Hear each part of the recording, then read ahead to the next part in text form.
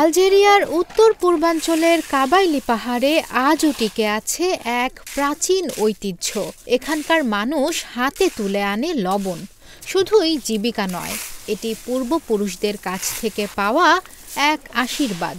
এই লবণ খাবারের জন্য ভালো, এমনকি চিকিৎসাতেও। এখানে লবণ সংগ্রহ চলে বহু শতাব্দী ধরে চালু থাকা এক পদ্ধতিতে। গরমের দিনে হ্রদের পানি ছোট ছোট চৌবাচ্চায় আনা হয়। সূর্যের তাপে পানি শুকিয়ে যায় আর ভেসে ওঠে সাদা স্ফটিকের মতো লবণ। চাষিরা লোহার দা দিয়ে হাতে হাতে লবণ কুড়িয়ে নেন। পরে সেটি ধুয়ে পরিশোধন করা হয়, শুকানো হয় আর শেষে বিক্রি হয় স্থানীয় বাজারে।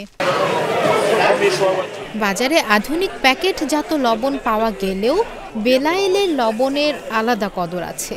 প্রতি বছর এখানে আয়োজিত মেলায় এখনও ভিড় জমায় আশেপাশের ক্রেতা ও দর্শনার্থীরা।